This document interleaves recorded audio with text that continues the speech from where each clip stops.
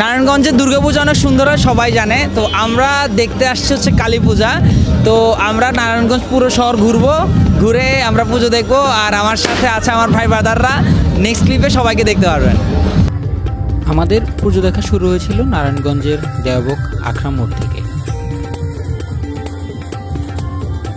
বিশাল stage করা হয়েছে, সেখানে অনেক লাইটিং।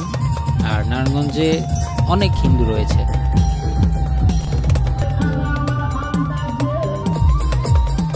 নারায়ণগঞ্জে আমাকে যারা পূজা দেখাচ্ছে আমার ভাই ব্রাদাররা, এর মধ্যে মধুসূদন দাস আমার ভাই, সুব্রত আমার ভাই, প্রসেনজিৎ আমার ভাই, তারা আমাকে সাহায্য করতেছে পূজা দেখাতে। আমরা একসাথে পূজা দেখতেছি।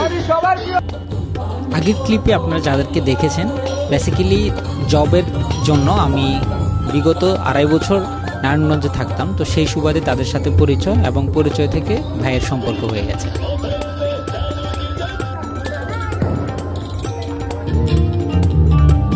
আমার কাছে সবচেয়ে ভালো লেগেছে এই মণ্ডপটি এবং এই মায়ের প্রতিমাটি।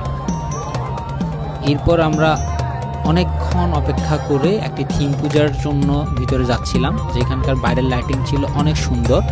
আর এই মণ্ডপের থিমটি ছিল যথেষ্ট সুন্দর, প্রায় 5 মিনিটের মতো একটা থিম।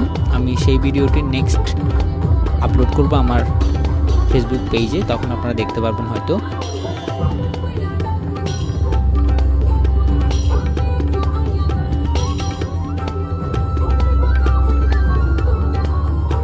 এরপর আমরা চলে গেলাম বিন্দাস কিচেনে, যেখানে নিরামিষ খাবার পেয়ে যায়। আর আমি খেয়েছিলাম কাশ্মীরি বিরিয়ানি। দেন খাওয়া দাওয়া করে আমরা আবার পুজো দেখা শুরু করি। এই মণ্ডপটি যথেষ্ট সুন্দর হয়েছে। এরপর আমার ভাই সুব্রত সহ আমরা যাচ্ছিলাম।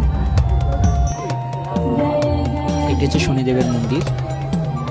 এই মণ্ডপে একটি থিম হয়, যেখানে মায়ের বিগ্রহটি ছিল যথেষ্ট ভয়ানক। আর এখানে থিম ছিল রক্তবীজের, যে আমরা হিস্টোরিটি জানি, সেই রক্তবীজের থিমটি করা হয়েছিল। আর আমার সাথে এখন যাকে দেখতে পাচ্ছেন, সে হচ্ছে প্রসেনজিৎ। এখানে অনেক বেশি লাইটিং ছিল, সুন্দর লাগছিল, স্টেজও খারাপ না।